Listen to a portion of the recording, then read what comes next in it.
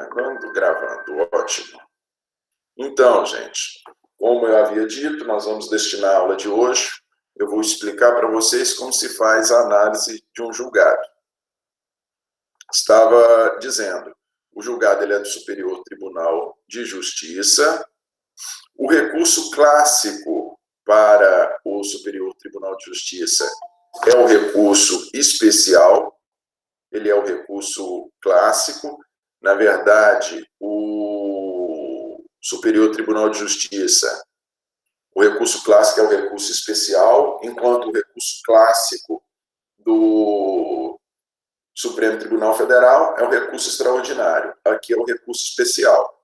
Por meio do recurso especial, o que se quer no tribunal, no Superior Tribunal de Justiça, é que ele analise se foi dada a correta interpretação para a legislação federal. Como disse, no caso, a legislação federal aqui, objeto deste recurso e que nos interessa é o Código Penal. E especificamente, como vocês vão ver, aqui são tratados dois temas que nós já vimos esse semestre, que é cálculo de pena e erro de execução. É objeto desse recurso. São duas situações em que são dois institutos regulamentados pelo Código Penal, legislação federal, e são dois institutos que foram questionados, a decisão judicial inferior foi questionada. Agora vejam vocês, aqui se trata de um agravo no recurso especial. Nós temos o número do recurso, o recurso especial 1553.373, de São Paulo. O recurso é proveniente de São Paulo, de onde você conclui que o julgado nasceu no estado de São Paulo. Nós tivemos o julgamento por um juiz de direito de São Paulo, que o Superior Tribunal de Justiça ele é um tribunal nacional, né? Sediado em Brasília. Nós tivemos o julgamento por um juiz de direito de São Paulo, do estado de São Paulo. Na sequência, nós tivemos uma análise pelo Tribunal de Justiça do estado de São Paulo. E, na sequência, nós tivemos a interposição de um recurso especial para o Superior Tribunal de Justiça. Beleza? Agora, aqui nós ainda temos uma particularidade, e aí vocês vão ver por que a nossa justiça demora tanto caminhar. Este recurso aqui em especial, ele é um agravo no recurso especial. Ele é um agravo regimental no recurso especial. Olha só para vocês verem que doidura. Nós temos alguns recursos que são regulamentados por lei. Lei ordinária. E nós temos alguns recursos que são previstos na normatização do próprio tribunal. Então, olha só para vocês verem que doidura. Doidura para vocês entenderem o porquê das vezes, a nossa justiça demorar tanto. A pessoa foi julgada por um juiz de direito, no caso aqui é um crime doloso contra a vida, então foi pelo tribunal do júri, e aí ela foi apenada pelo juiz de direito. Houve um recurso, muito provavelmente, pode ter tido ou não, aqui não explica, mas vou falar para vocês porque há essa possibilidade, então, o porquê de demorar tanto. A pessoa recorre para o Tribunal de Justiça de São Paulo, do Tribunal de Justiça ela interpõe um recurso especial para o Superior Tribunal de Justiça, e no Superior Tribunal de Justiça, após o julgamento do recurso especial, ela entra com um agravo regimental no recurso especial. Nós temos uma reanálise do recurso no próprio Superior Tribunal de Justiça. Primeiro, o Superior Tribunal de Justiça julgou o recurso especial e, na sequência, ele teve que julgar um agravo regimental interposto contra a decisão do recurso especial. Olha só para vocês verem o porquê que a nossa justiça demora tanto. Aqui nós temos esse julgado, aqui é um julgado, é o resultado do julgamento de um agravo regimental no recurso especial. Vamos voltar? Julgamento pelo Tribunal do Júri, julgamento pelo Tribunal do Júri de uma comarca do interior de São Paulo, julgamento pelo Tribunal de Justiça do Estado de São Paulo, julgamento pelo Superior Tribunal de Justiça e julgamento de um agravo regimental no recurso especial. Essa é a quarta análise que é feita por esse mesmo caso. Por isso que nossa justiça demora tanto. Vamos lá.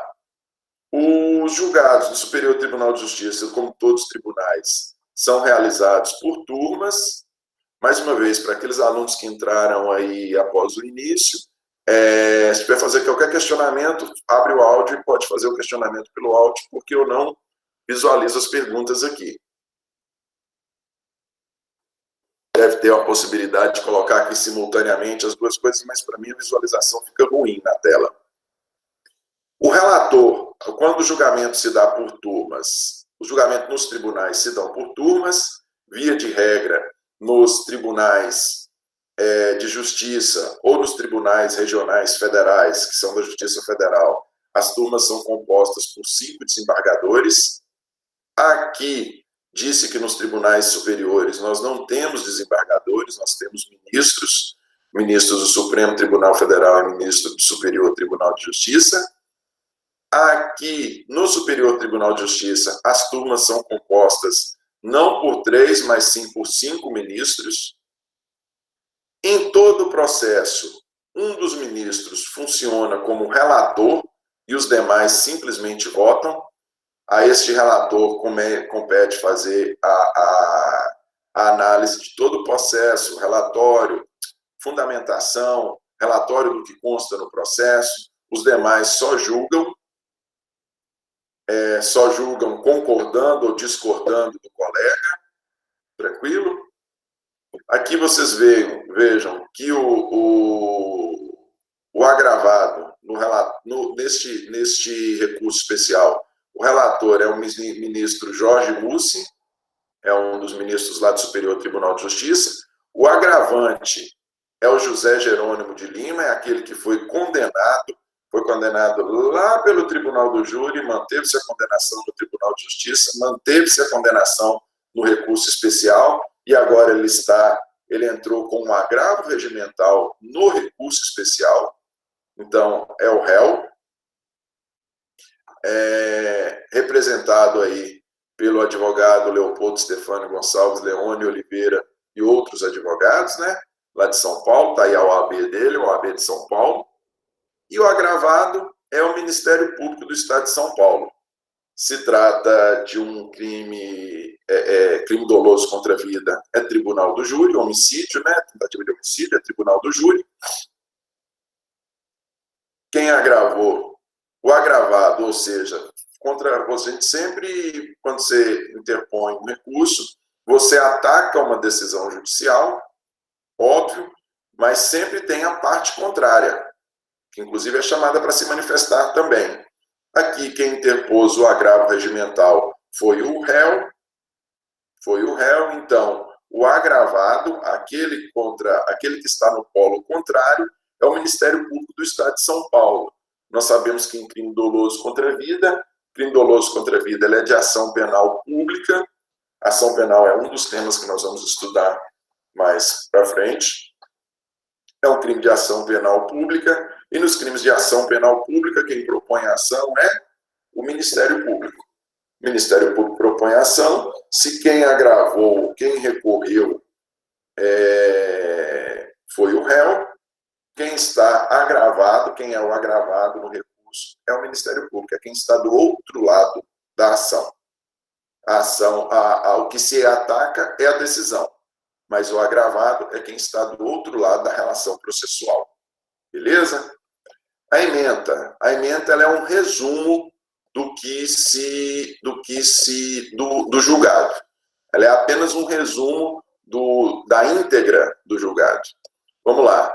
Agravo regimental no recurso especial, homicídio qualificado por motivo fútil e por emprego de recurso que dificultou a defesa do ofendido, da vítima. Então, nós estamos indicando aí que é um homicídio duplamente qualificado. dosimetria, cálculo de pena, utilização da segunda qualificadora para exasperar a pena base, possibilidade. Nós falamos disso na nossa aula. Quando nós temos um crime que é duplamente qualificado, nós temos um homicídio simples e nós temos uma série de qualificadoras para o homicídio também. Se nós tivermos um homicídio duplamente qualificado, vocês lembram que o homicídio qualificado dá pena, eu já falei isso para vocês, homicídio simples, pena de 6 a 20. Homicídio qualificado, pena de 12 a 30. Quando nós temos mais de uma qualificadora, são várias as previstas lá no parágrafo 2º do artigo 121, quando nós temos mais de uma qualificadora, existe a previsão de que uma qualificadora o juiz pode utilizar para enquadrar o crime como crime qualificado, e aí partir da pena de 12 anos, 12 a 30, e a outra qualificadora ele pode utilizar lá na primeira fase. Vocês lembram? Quando nós falamos que nós temos o cálculo de pena, ele se faz em 3 fases. Primeiro, pena base, depois circunstâncias agravantes e atenuantes, depois causas de aumento e diminuição. Se nós tivermos uma dupla qualificação de um delito, o que o juiz pode fazer? Para fins para se partir da pena, do mínimo do crime qualificado, ele utiliza uma das qualificadoras e a outra ele puxa ela lá para trás, para a primeira fase, para considerá-la no cálculo da pena base. Utilização da segunda qualificadora para exasperar a pena base. Possibilidade. Vejam vocês que a ementa ela é sempre um resumo. O acórdão recorrido encontra-se em harmonia com a jurisprudência desta Corte Superior. Qual acórdão que foi recorrido? O acórdão recorrido, mais uma vez, isso aqui se trata de um agravo regimental no recurso especial. Então, o acórdão recorrido é a própria decisão do recurso especial. Nós tivemos uma decisão do recurso especial e o acórdão do qual se recorreu é o acórdão se chama acórdão é decisão de turma. Enquanto nós temos a sentença do juiz de direito, nós temos o acórdão da decisão das turmas, dos tribunais, decisão de turma de tribunal, é acórdão. O acórdão recorrido, ou seja, a decisão recorrida, aqui no caso, a decisão recorrida foi a decisão do próprio recurso especial. O STJ julgou o recurso especial, esse julgamento se chegou a um acórdão, e aí o réu recorreu deste acórdão do recurso especial, recorreu dessa decisão do recurso especial por meio de um agravo regimental, e esse recurso ele é mantido no próprio superior. Vejam vocês, o Superior Tribunal de Justiça julga o recurso especial e o próprio Superior Tribunal de Justiça julga o agravo regimental. Beleza? O acórdão recorrido encontra-se em harmonia com a jurisprudência desta Corte Superior, no sentido de ser admissível, quando reconhecida a incidência de 2 qualificadoras, que uma delas seja utilizada para tipificar a conduta qualificada, ou seja, o crime deixa de ser simples e passa a ser qualificado, e a outra para fins de exasperação da pena base. Foi aquilo que eu disse para vocês. A gente volta lá atrás, a outra qualificadora, o juiz se utiliza dela na primeira fase para aumentar a pena base, no primeiro cálculo dele. Precedentes. Quando a gente sempre tem essa indicação de precedentes, está se querendo dizer que já houve julgamentos neste mesmo sentido no tribunal. Pena base, exasperação, valoração negativa de circunstâncias judiciais, fundamentos exorbitantes do tipo penal violado, culpabilidade, circunstâncias e consequências do crime, motivação idônea, ausência de bis em idem. Como nós vamos ver, um dos fundamentos aqui do recurso do réu, ele alegou que, ao trazer uma das qualificadoras para o cálculo da pena base, para a primeira fase de cálculo, o que o réu alegou foi que se considerou a mesma qualificadora duas vezes para fins de pena. Por isso que se fala de bis em idem. Bis em idem é considerar duas vezes a mesma coisa, para fins de aumento de pena. Só que o Superior Tribunal de Justiça, ele já está adiantando aí no resumo dele, falando da ausência de bis em idem. Por mais que tenha sido alegado pelo réu a existência de bis em idem, ou seja, foi duas vezes considerada a mesma fundamentação para aumentar a pena duas vezes, o Superior Tribunal de Justiça entendeu que não. Está aí no resumo, ausência de bis em idem. Não tem bis em idem. 1. A dosimetria da pena é o momento em que o juiz, dentro dos limites abstratamente previstos pelo legislador, limites abstratamente entre 12 e 30 anos, deve eleger fundamentadamente o quanto ideal da sanção a ser aplicada ao condenado criminalmente, visando a prevenção e a repressão do delito praticado. Lembram vocês, quando nós falamos lá de 59, para que serve a pena? Qual o propósito da pena? A pena serve para prevenir e reprimir o crime. Daí que se encerra aqui falando, visando a prevenção e repressão do delito praticado. 2. Afigura-se idôneo o desvalor atribuído pela instância ordinária, a culpabilidade do agente. Olha lá, vocês lembram, quando a gente falou de culpabilidade, eu disse para vocês que a culpabilidade do 59 era diferente da culpabilidade do conceito tripartido de crime. No conceito tripartido de crime, crime como fato típico, ilícito e culpável, culpabilidade lá diz respeito à capacidade de entendimento do fato, né? E, em razão disso, possibilidade de ser apenado. A culpabilidade do 59, e é essa culpabilidade que está se referindo aqui o artigo, o parágrafo aí que inicia com o número 2, a culpabilidade daqui é a do 59. E a culpabilidade do 59 se refere ao juízo de reprovação da conduta. E olha só para vocês verem por que o julgado é interessante, porque ele traz situações práticas que fazem com que a gente consiga visualizar o conceito frio da lei. Situações práticas que nos ajudam a entender o conceito frio da lei. Olha lá, afigura-se idôneo o desvalor atribuído pela instância ordinária, ou seja, pelo tribunal do júri lá embaixo, à culpabilidade do agente, pois, para tanto, considerou a elevada intensidade do dolo, marcado pela aquisição de arma de fogo dias antes do homicídio praticado, circunstância suficiente para desvelar a premeditação do delito, bem assim pelo número de disparos efetuados na cena do crime. Foram 5 disparos, próximo a estabelecimento comercial com aglomeração de pessoas, inclusive mulher e criança.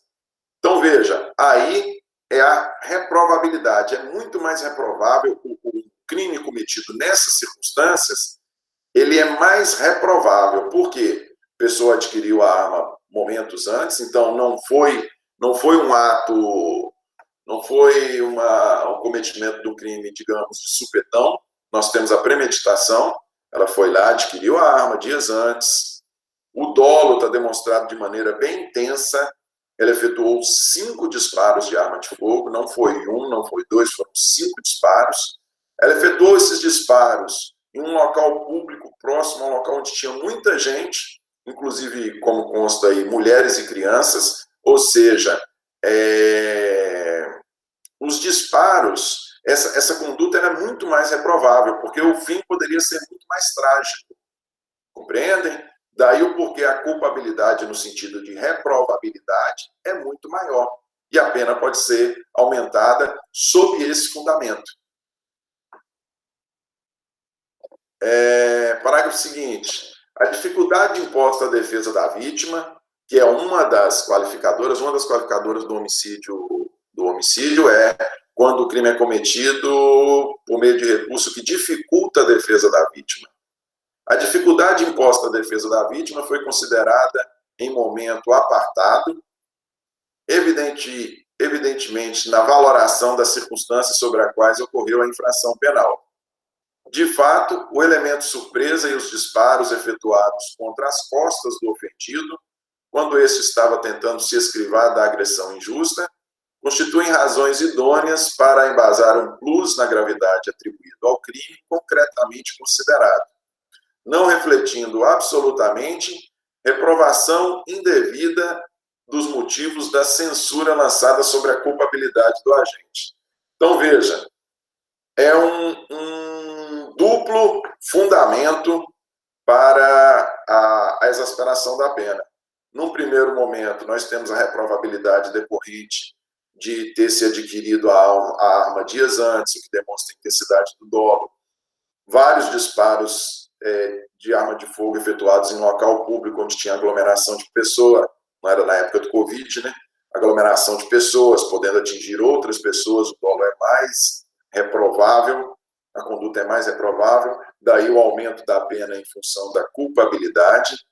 Mas, além disso, nós temos a circunstância de ter cometido o crime valendo-se de recurso que dificultou a defesa do ofendido, como consta aí, os disparos de arma de fogo foram efetuados quando a pessoa estava de costas, daí também nós temos a exasperação da pena sob um outro fundamento, são fundamentos distintos, porque o que se está questionando aqui, neste agravo regimental, é a exasperação da pena. Não se está questionando nem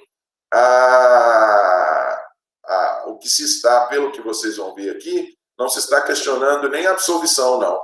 O que se está questionando é a exasperação da pena, é o aumento da pena. Número 4, a reprovação das consequências do crime encontra-se alinhada com a jurisprudência dessa Corte Superior, porquanto focada na morte precoce de vítima, pai de família e responsável pela subsistência de 4 filhos, todos de terna idade, crianças, inclusive uma delas com apenas 3 anos de idade à época do fato. Precedentes. Então, toda vez que se fala em precedentes é porque tem julgamentos neste mesmo sentido. Veja vocês, que interessante, nós inclusive falamos disso em sala de aula. Quando o Código fala em consequências do crime, lembra que eu falei para vocês? Uma coisa é matar uma pessoa que não é casada, que não tem filhos, outra coisa é você matar uma pessoa que é arrimo de família.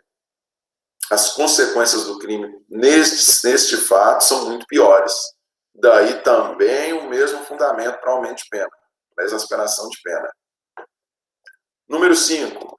Justificada a exasperação da pena base, sem qualquer violação do princípio, sem qualquer violação ao princípio do não bis in idem, ou seja, nós não podemos aumentar a pena 2 vezes sob o mesmo fundamento. Porque vocês vão ver, e eu disse isso para vocês, quando vocês forem estudar qualificadoras, tem algumas qualificadoras que também constituem circunstâncias agravantes. Tem alguns crimes que são qualificados sob um determinado fundamento, e este mesmo fundamento que serve para qualificar o crime, ele está lá dentre as agravantes genéricas previstas na parte especial, previstas na parte geral do Código. Como eles, ao julgar, se já foi considerado o fundamento, já foi considerado para qualificar o crime, primeiro se qualifica o crime. Primeiro se chega à conclusão de que, olha, é um homicídio qualificado por motivo fútil. Se chegou à conclusão. Depois que primeiro se qualifica o crime, depois que se passa para a penação. Se já foi considerado o crime quando da sua qualificação, quando do estabelecimento de qual o crime é, não se pode considerar este crime, não se pode considerar esse mesmo fundamento para fins de agravamento de pena, não. Para fins de aumento de pena sob o fundamento da presença de uma agravante, não. Compreendem? Por isso que se fala que não é proibido, existe o princípio do no bis in idem. Não se pode considerar 2 vezes a mesma coisa. Só que aqui no caso, vocês viram que todos os 3 fundamentos até agora indicados, eles são fundamentos que são distintos, são fundamentos distintos. Nós não temos repetição de um mesmo fundamento.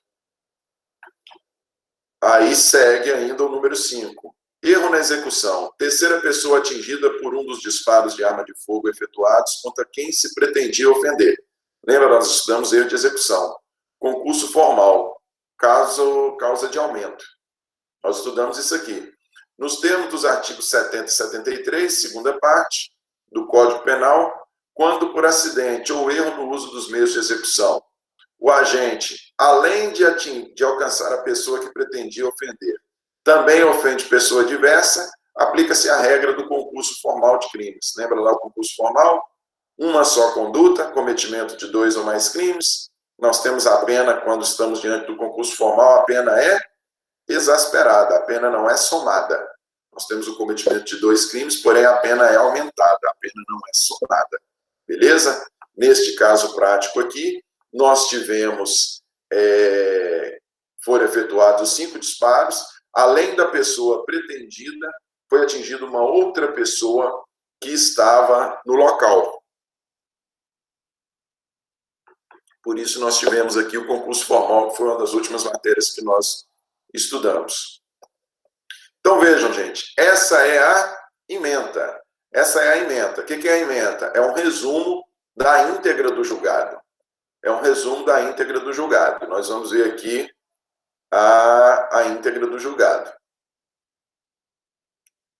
Acórdão o que é? Como se decidiu. Quando se fala do acórdão dentro da decisão, dentro do acórdão se fala, nesse segundo termo, acórdão, o acórdão é como decidiram os ministros. Como decidiram os ministros.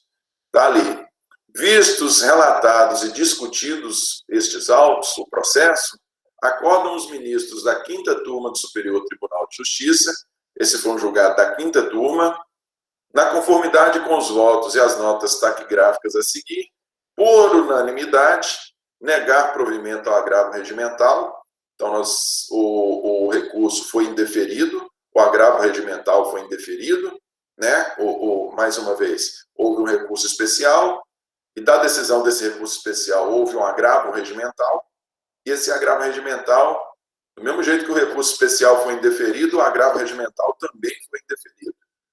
Olha lá, os ministros Reinaldo Soares Fonseca, Ribeiro Dantas, Joel Lan, é isso? Ilan, Paciornik e Félix Fischer votaram com o ministro relator.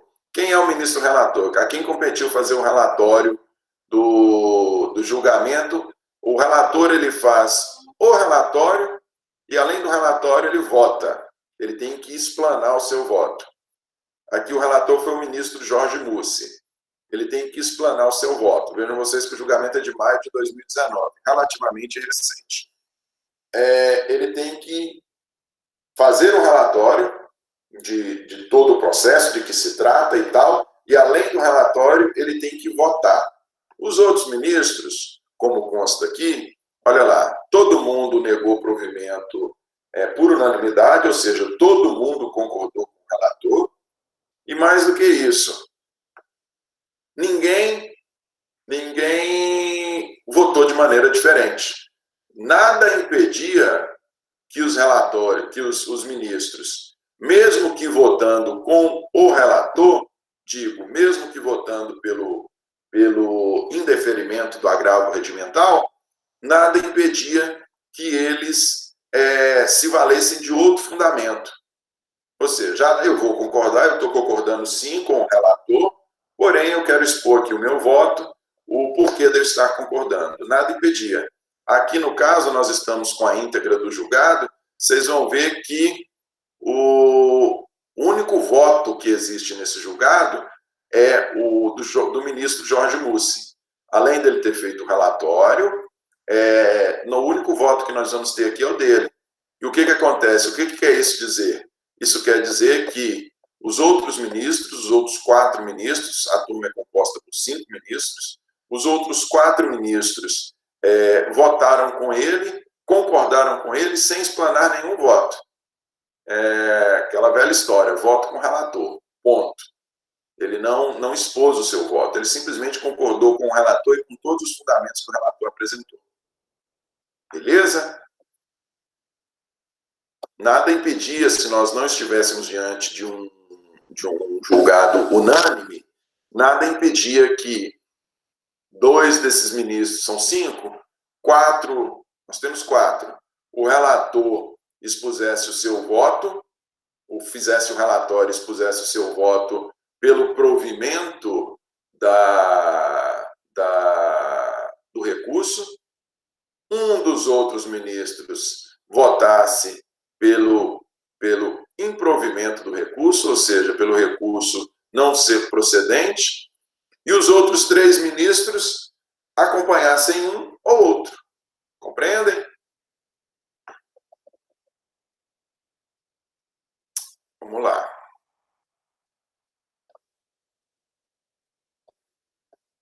Relatório. Aí aqui nós já vamos, agora nós vamos para o relatório do recurso. O relatório é feito pelo relator, que é o ministro Jorge Mossi. Trata-se de agravo regimental interposto por José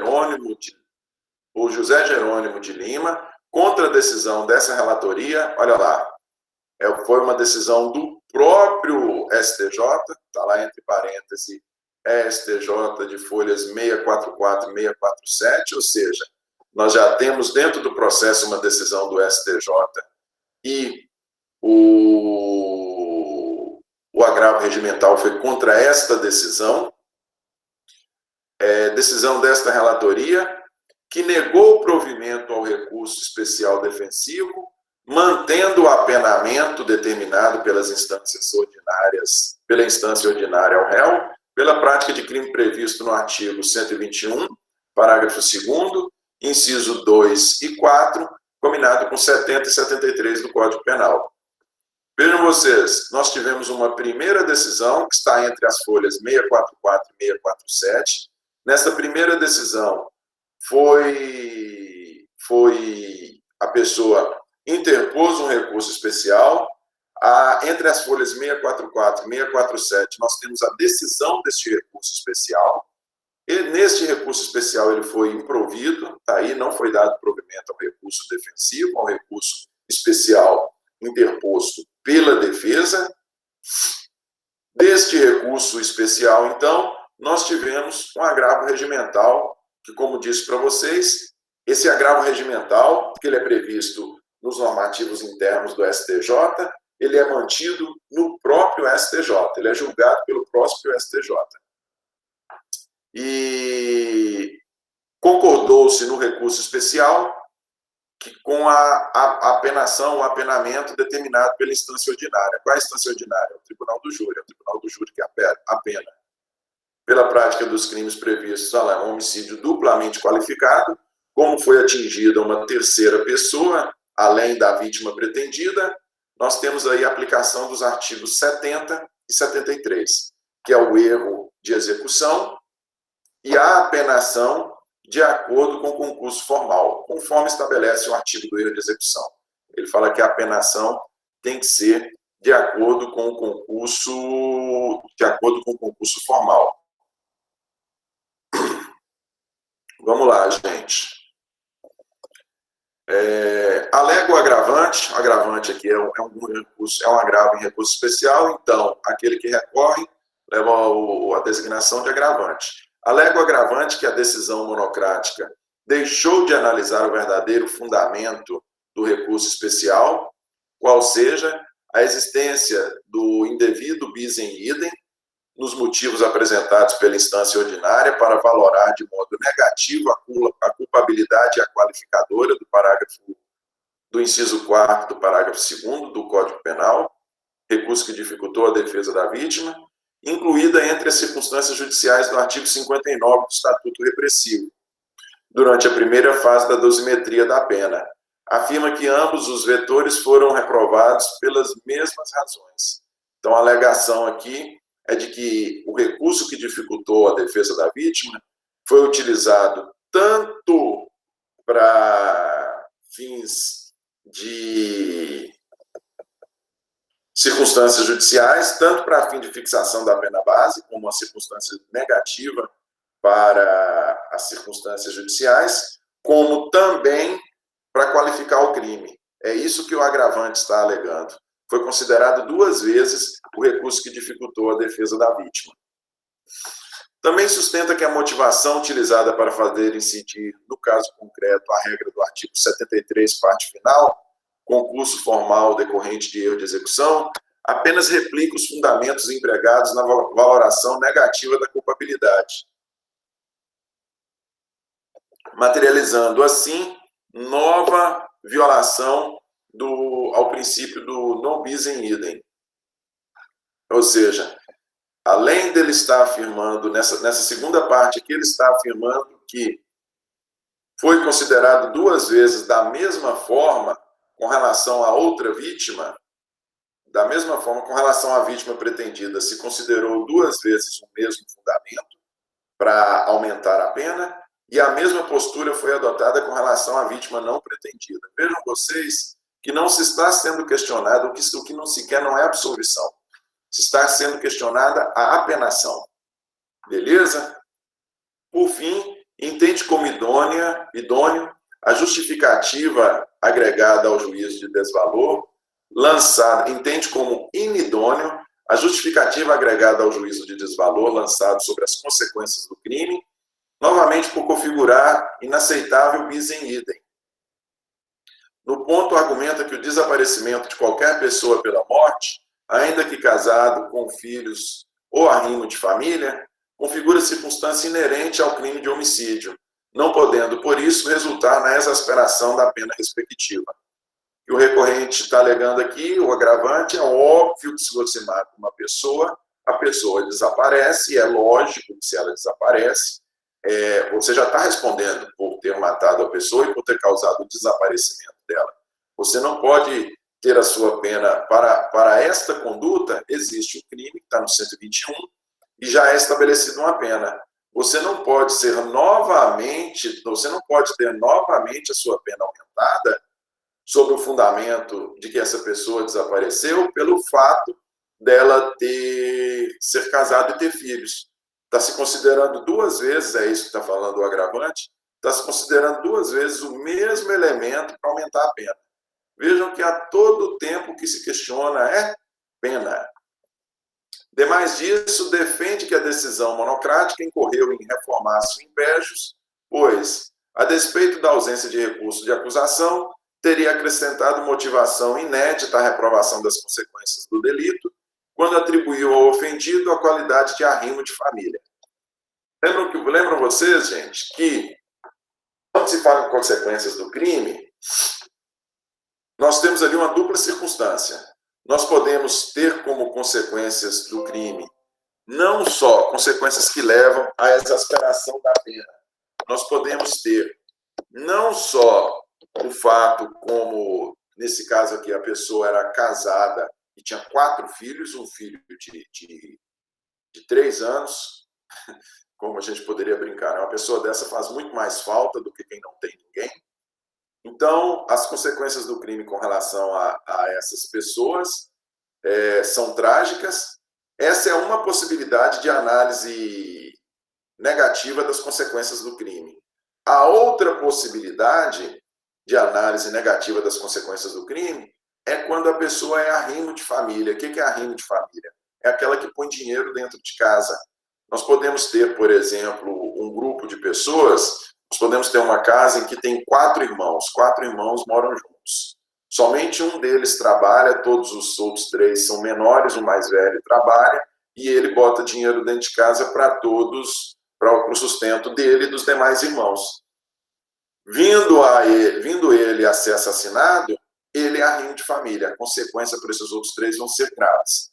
O que está se considerando aqui neste parágrafo aí que inicia? Demais disso, defende que a decisão monocrática incorreu em reformácio impédios.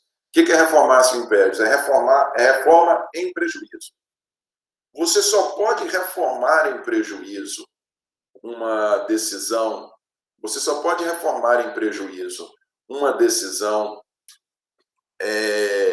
contra uma pessoa quando há recurso da acusação. Quando há recurso da acusação. Se quem recorre é só o réu, a situação dele não pode ser piorada. Você não pode aumentar a pena, por exemplo, você não pode aumentar a pena quando você teve um julgado, a pessoa foi condenada. Somente ela, réu, que foi condenada, recorre.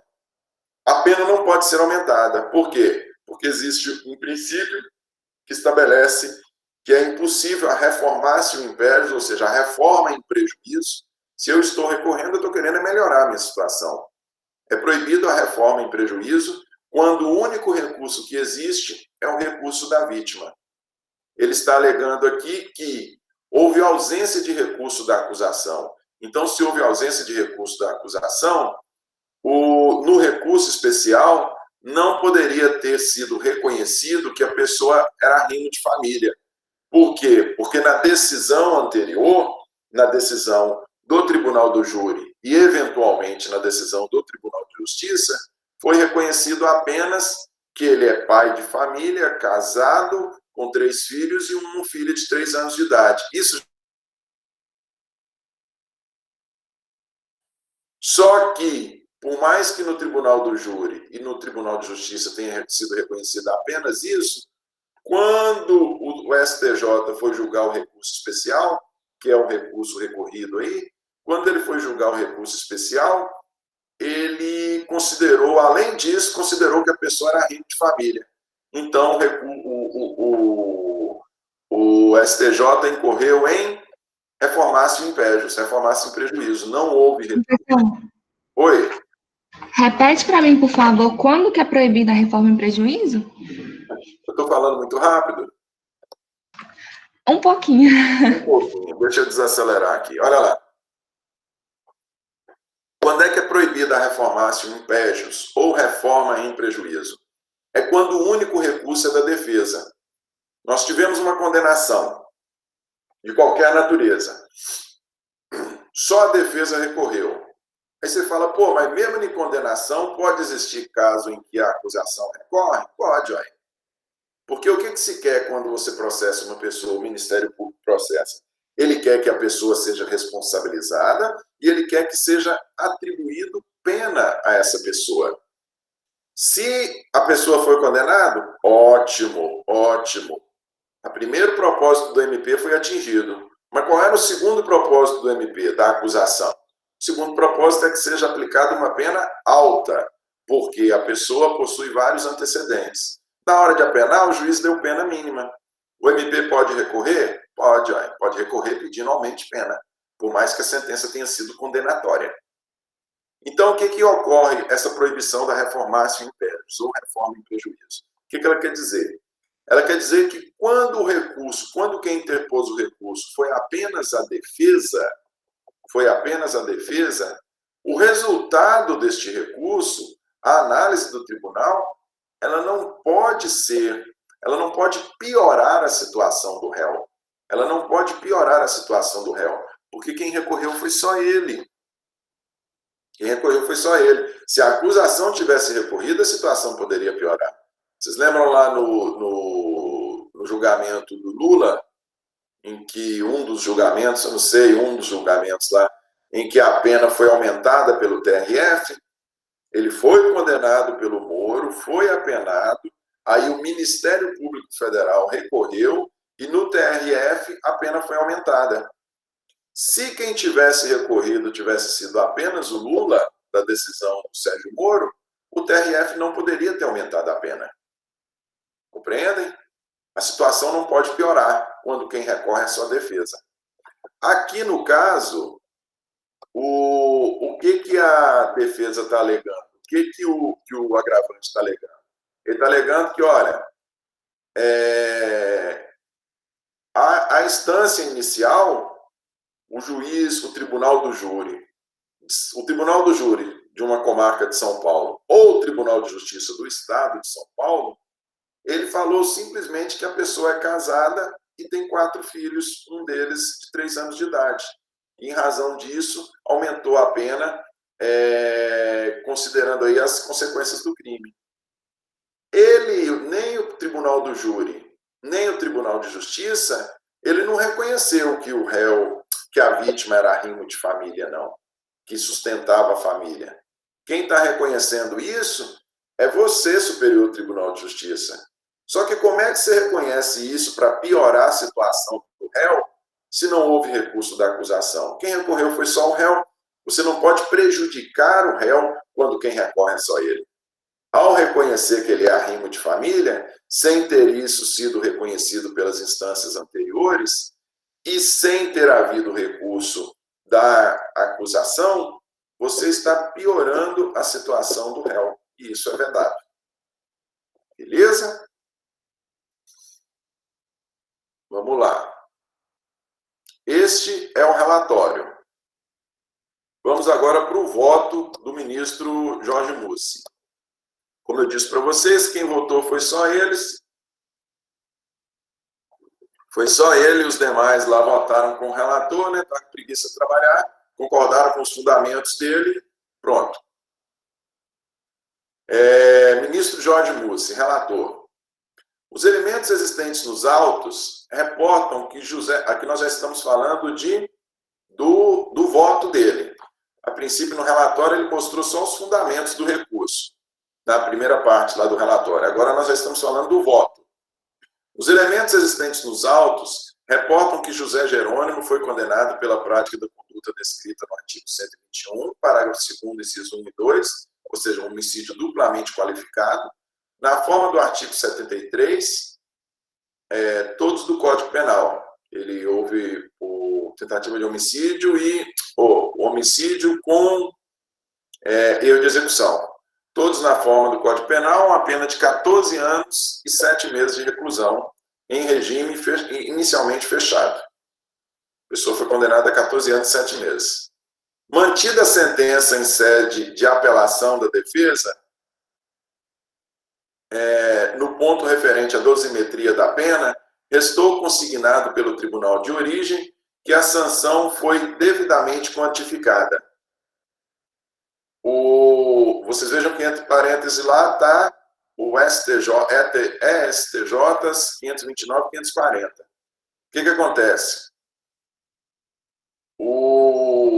Foi entendido no julgamento do Superior Tribunal de Justiça, no julgamento do recurso especial,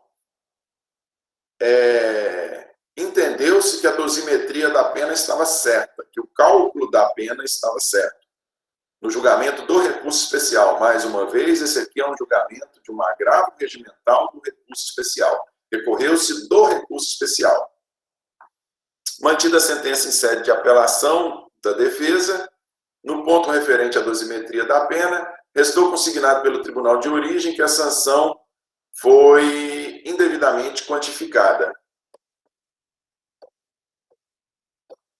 Que a sanção foi devidamente quantificada. Perdão. Inicialmente, reconheceu a possibilidade de se utilizar uma das qualificadoras como circunstância judicial negativa, aquela história que eu falei para vocês. Uma das qualificadoras serviu para analisar a pena entre 12 e 30, a outra circunstância foi transportada lá para a primeira fase da dosimetria e foi considerada de maneira negativa quando da análise do estabelecimento da pena base. E aí é feito referência ao julgamento, ao julgado do STJ, do recurso especial, indicando aí folhas 538 e 539. Trata-se de crime duplamente qualificado.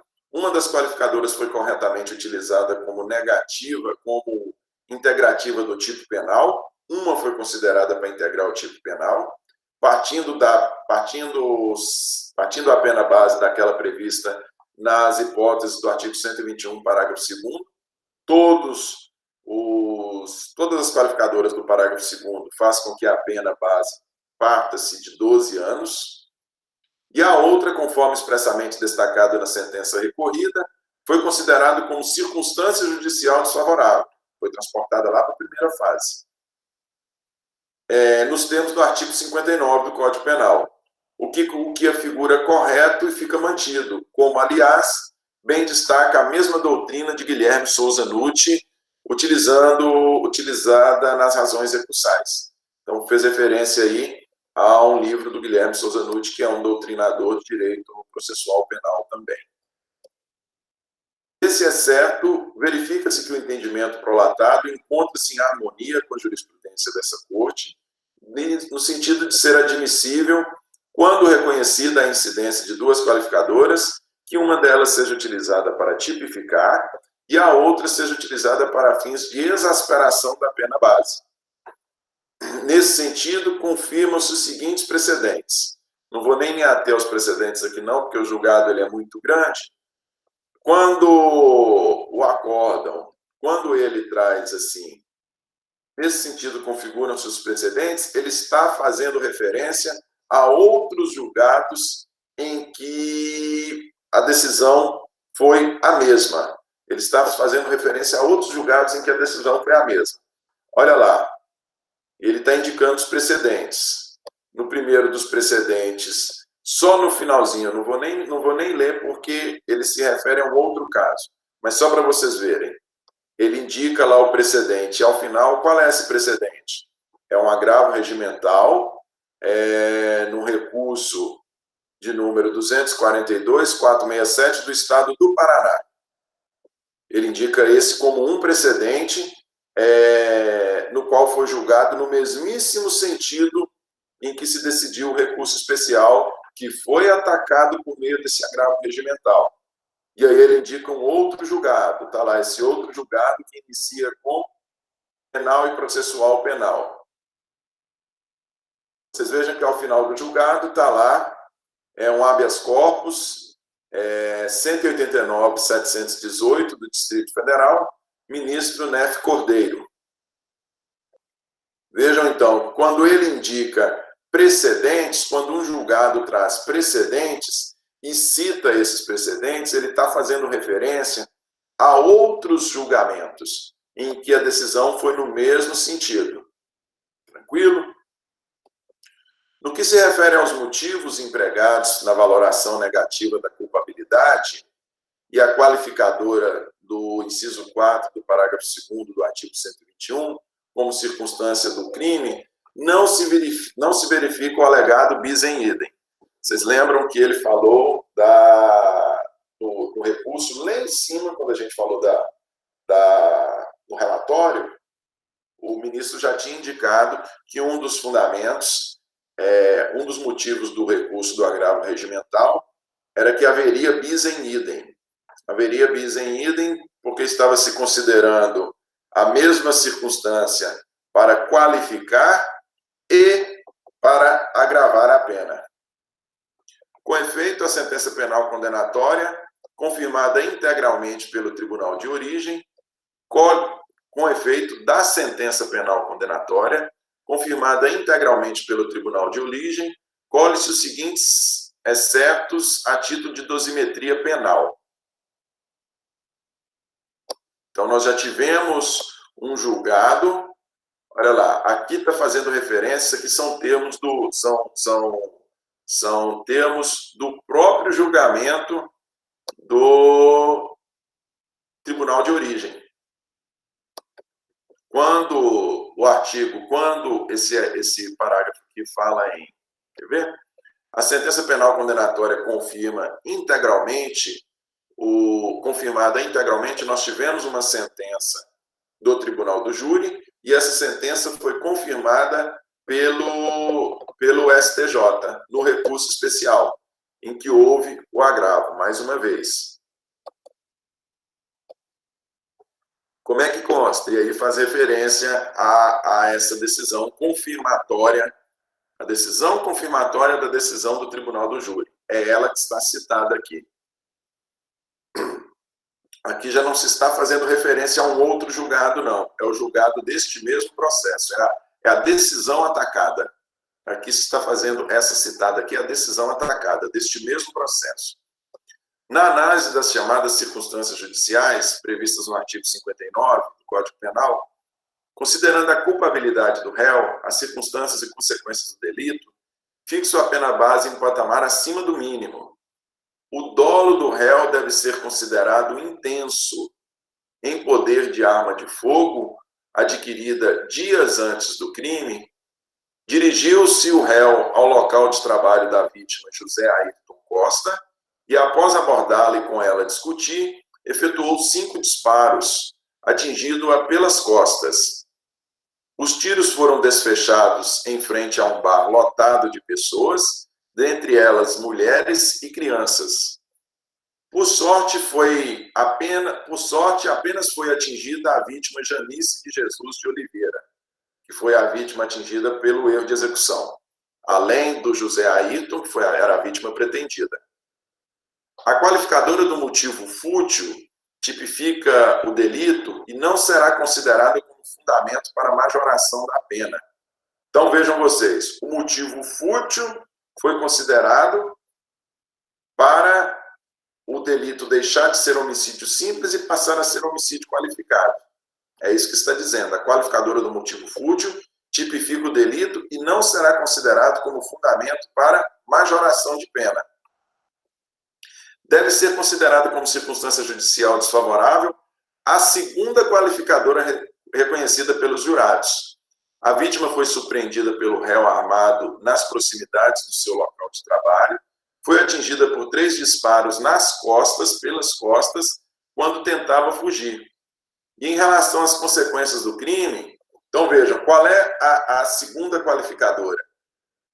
Recurso que dificultou a defesa do ofendido, os tiros pelas costas, no local de trabalho da vítima. O que foi considerado? Essa qualificadora foi retirada daí e foi transplantada lá para a primeira fase. E o julgamento está falando que está corretíssimo. Deve ser considerada como circunstância judicial desfavorável a segunda qualificadora reconhecida pelos jurados. A vítima foi surpreendida pelo réu armado nas proximidades do seu local de trabalho, foi atingida por 3 disparos pelas costas, foram efetuados 5, né? Um ou algum deles atingiu a outra vítima lá, Janice, quando tentava fugir do local. Em relação às consequências do crime, há de ser considerado que o réu, com a sua conduta, deixou órfãos de pai 4 crianças, uma delas com apenas 3 anos de idade. Esta criança, segundo o depoimento da mãe, testemunha Doriana Carneiro de Farias, sente muito a falta do pai, pois a vítima era muito presente em sua criação. Diante dessas circunstâncias, fixo a pena base em patamar acima do mínimo em 15 anos de reclusão. O réu confessou a prática do delito, pelo que a pena será diminuída em 1/6, resultando 12 anos e 7 meses, ausentes outras circunstâncias atenuantes ou circunstâncias agravantes. Então, vejam vocês, nós tivemos aí, em razão da presença das circunstâncias judiciais, na primeira fase, a pena foi aumentada, considerando as circunstâncias judiciais, a pena foi aumentada por ter se valido de recurso que dificultou a defesa da vítima, e também em razão das consequências do crime. Foi aumentada aí 2 vezes. 2 vezes. E chegou a 15 anos, naquela primeira fase. Só que, quando da análise das atenuantes, o que nós tivemos? O réu confessou a prática do delito. Quando a pessoa confessa, ela tem uma redução. E aí reduziu-se desses 15 anos, reduziu-se 1/6, chegando então a 12 anos e 6 meses. Professor? Oi. O motivo fútil foi a primeira qualificadora? O motivo fútil foi a qualificadora que fez com que se partisse da pena de 12 anos. Porque o homicídio simples é de 6 a 20. O homicídio qualificado de 12 a 30. Como foi considerada, como foram 2 qualificadoras, o juiz se utilizou de uma das qualificadoras para tipificação do crime e, portanto, para partir dos 12 anos, para o crime se tornar qualificado, e pegou a outra qualificadora, que é recurso que dificultou a defesa do ofendido, e jogou ela lá para a primeira fase do cálculo da pena. Considerou ela, como vocês veem aí, considerou ela para análise da pena base. E, em função disso, aumentou a pena e se chegou a 15 anos, na primeira fase da análise. Compreendem? Entendi, obrigada. Por nada. Quando nós tivemos quando da análise das circunstâncias agravantes e atenuantes, o juiz considerou que o réu confessou. Tendo o réu confessado o delito, ele tem direito a uma redução de pena de 1/6. Então, o que era 15 na primeira fase, reduziu para 12 anos e 6 meses.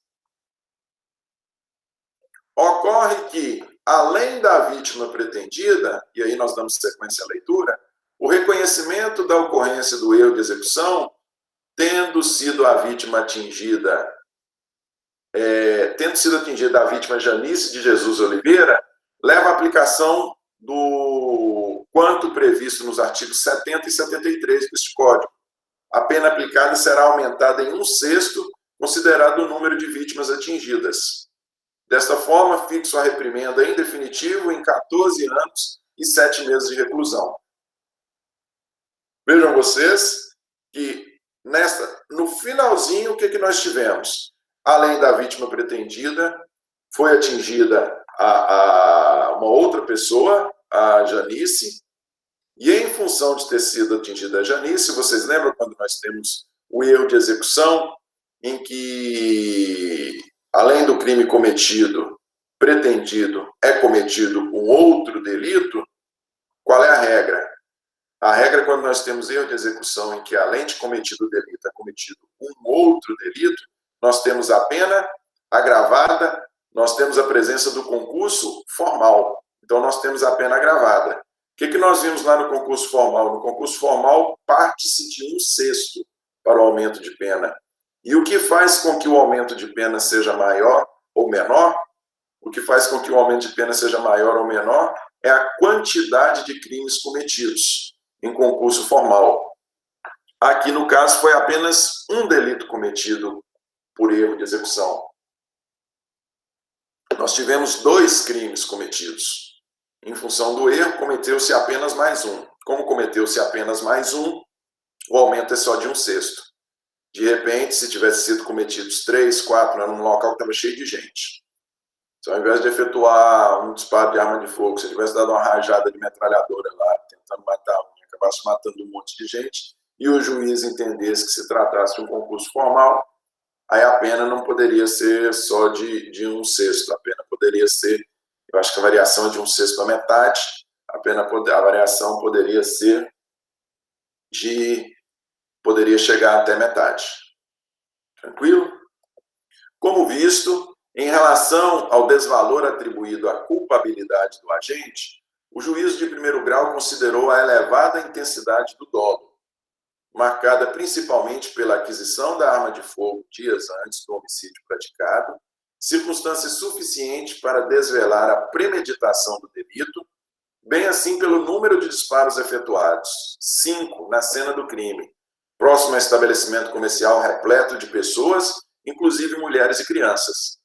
Então, vocês vejam a culpabilidade aqui, que é um dos primeiros elementos lá das circunstâncias judiciais, do 59. A reprovabilidade aqui é muito grande. Por que a reprovabilidade é grande?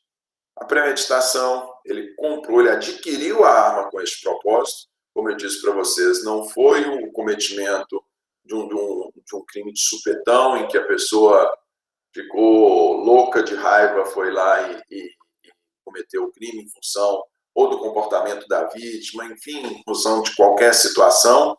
Não, foi um crime premeditado, demonstra uma conduta fria da pessoa. Foram efetuados 5 disparos de arma de fogo, demonstra a intensidade do dolo. Em função disso, essa conduta é mais reprovável.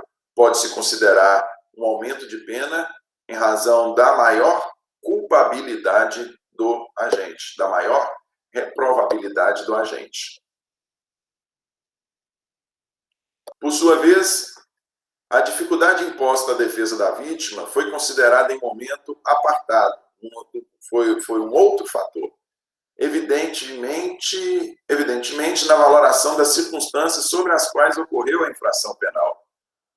De fato, o elemento surpresa e os disparos efetuados contra as costas do ofendido, quando este tentava se esquivar da agressão injusta, constituem razões idôneas para embasar o plus da gravidade atribuído ao crime concretamente considerado, não refletindo absolutamente reprodução indevida dos motivos de censura lançados pela culpabilidade do agente. Como circunstância judicial, a primeira delas foi aumentada a pena em razão da culpabilidade, reprovabilidade, por ter sido adquirida a arma, demonstrada frieza e efetuados vários disparos.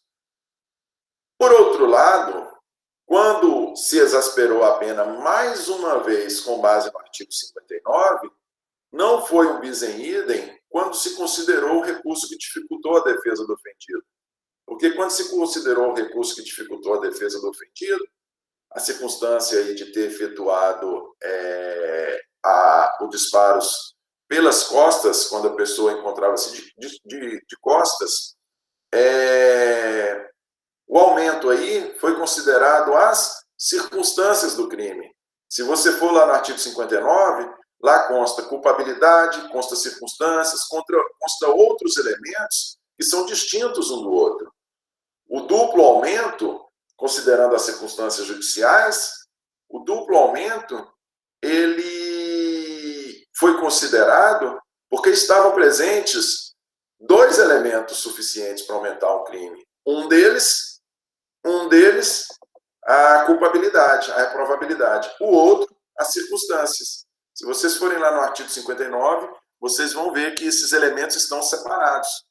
Cada qual deles, se a pessoa incidir em todos eles, ele vai ter a pena base aumentada muito mais do que se incidir em um só. No que, vamos lá, assim ainda. Valoração se ocorreu... Oi? Nada, né? Sim. No que se refere às consequências do crime, vale salientar que a valoração negativa do primeiro grau de jurisdição levou em conta o fato da vítima ser pai de família. O tribunal de origem considerou o fato de ser pai. O tribunal de origem, anuindo ao trabalho dosimétrico, por mais que tenha falado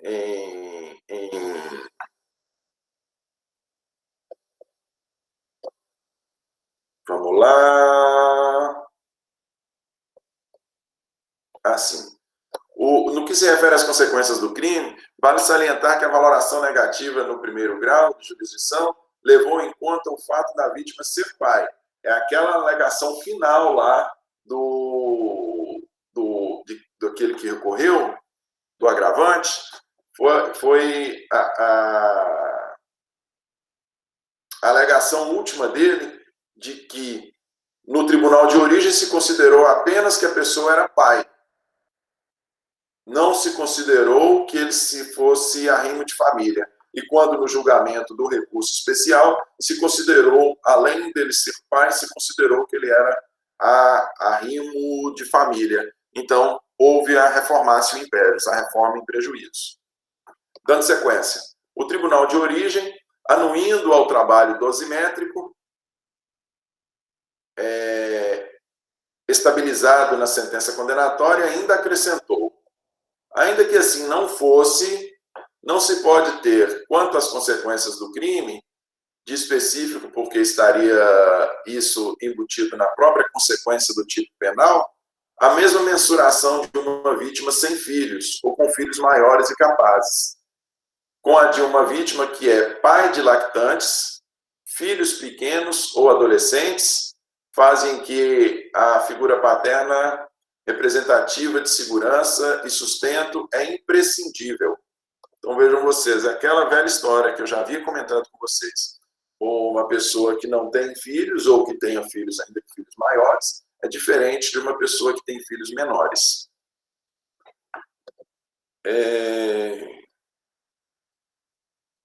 Então, o que o tribunal está falando aqui é que o que foi considerado foi o fato da pessoa ser pai não foi considerado, não é só a circunstância da pessoa ser arrimo de família. No recurso do Superior Tribunal de Justiça, no recurso especial, foi considerado, sim, que, como consequência negativa, o fato dele ser pai de crianças, de filhos pequenos. O fato dele ser pai de filhos pequenos. O fundamento da manutenção do aumento de pena em razão das consequências do crime não foi somente o fato dele ser arrimo de família, não. Com efeito, além de concretamente demonstrada a consequência negativa do crime, importa consignar a sintonia entre o quanto decidido e a jurisprudência dessa corte com relação ao tema. E aí, mais uma vez, não vou nem me adentrar aqui, mas você vê que ele faz citação de outros julgados em que houve a exasperação da pena sobre os fundamentos considerados neste julgado aqui. Os mesmos fundamentos considerados neste julgado já foram considerados pelo STJ em outros julgamentos. E aí ele cita esses outros julgamentos. O primeiro deles é um habeas corpus 451-624, de Santa Catarina. Veja, o relator é o ministro Ribeiro Dantas, é essa própria quinta turma, que, se vocês se recordam, neste julgado aqui, o Ribeiro Dantas, ele é só votante, mas nesse julgamento que eu estou mostrando para vocês, mas nesse citado aqui como referência, o Ribeiro Dantas, ele não foi só votante, ele foi o relator, tanto é que é a mesma quinta turma. Veja que aí é citado um outro julgamento, que inicia com penal, processo penal, homicídio. Ao final, vamos lá no número do julgamento, é um agravo regimental, agravo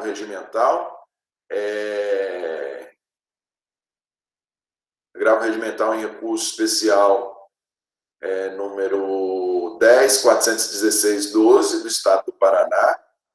E aí vejam vocês que também é da quinta turma, só que o ministro que funciona aqui como votante, o José Ilan Paciornik, neste julgado nosso aqui, ele funciona como votante. Neste outro julgado, apenas citado, ele foi o relator. Temos um outro julgamento aí citado a título de exemplo, um agravo regimental, no agravo de instrumento,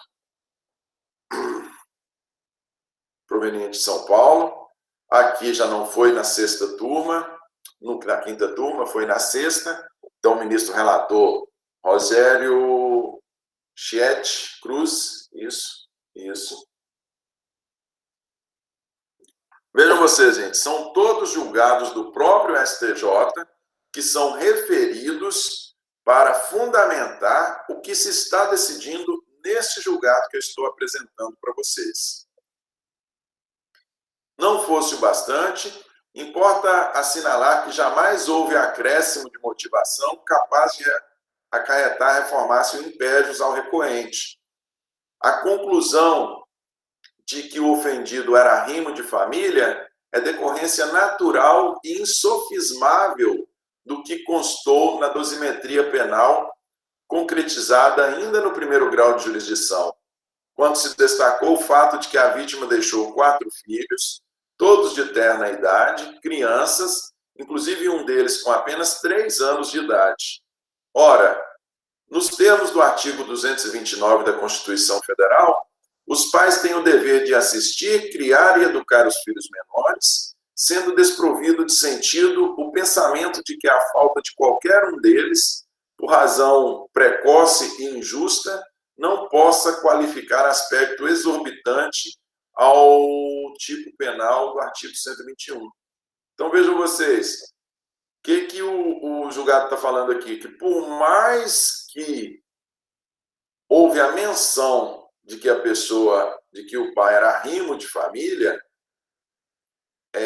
e essa menção não tenha sido feita nas instâncias inferiores, por mais que no julgado do STJ tenha sido feito este reconhecimento, o julgado do STJ que está sendo recorrido por meio deste agravo aqui, por mais que tenha havido esse reconhecimento no julgado do STJ, reconhecimento esse não feito anteriormente, não houve consideração do fato de ser arrimo de família, não houve consideração disso para fins de aumento de pena.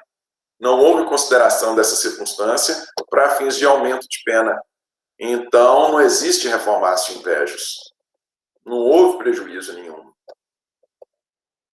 Por fim, como assentado no decisio impugnado, o fato de se ter vitimado também terceira pessoa, presença aí do erro de execução, não foi utilizada como motivo na primeira fase de dosimetria da pena, mas sim como exasperação, como uma expressão que traduziu o alívio do sentenciante por não ter havido mais vítimas.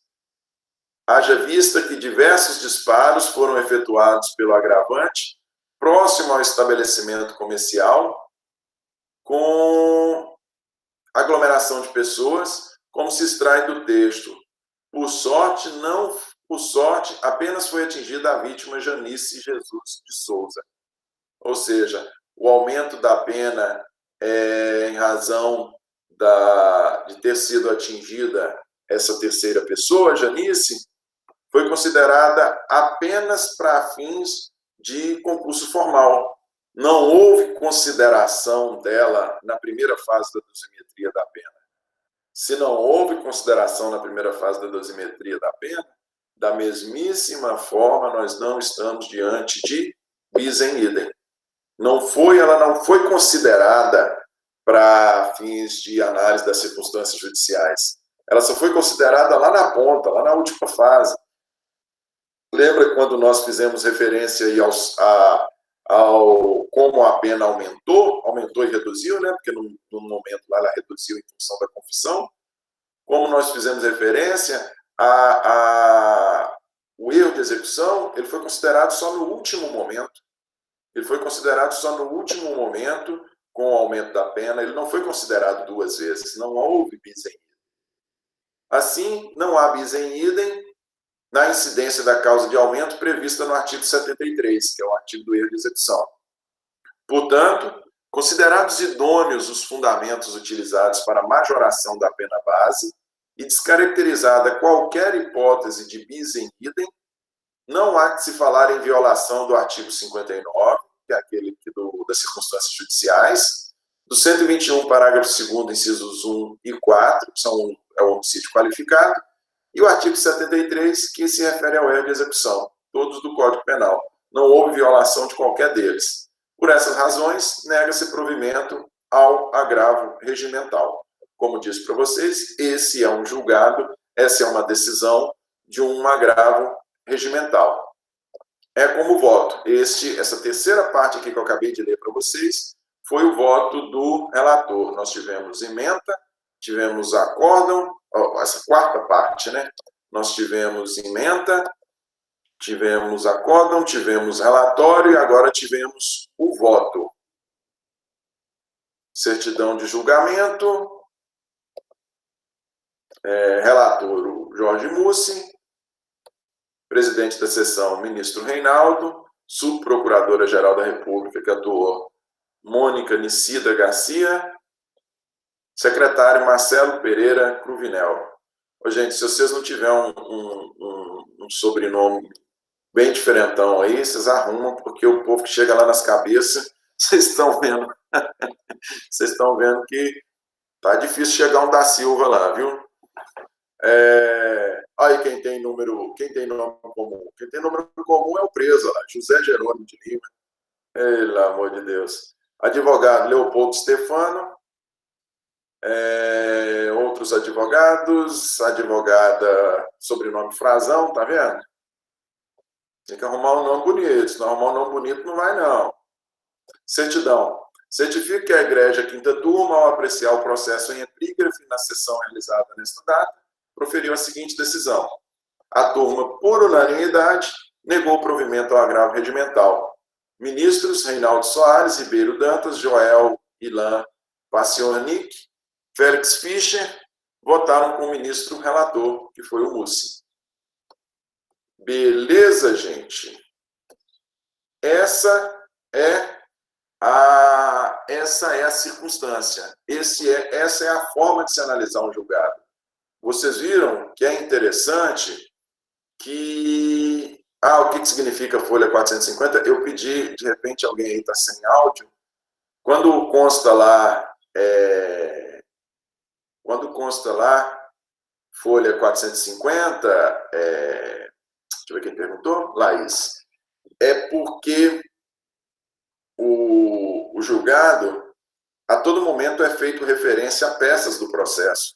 Então, as folhas 450, quando ele faz referência a algo que já encontra no processo, ele faz referência ao número da folha. Entendeu?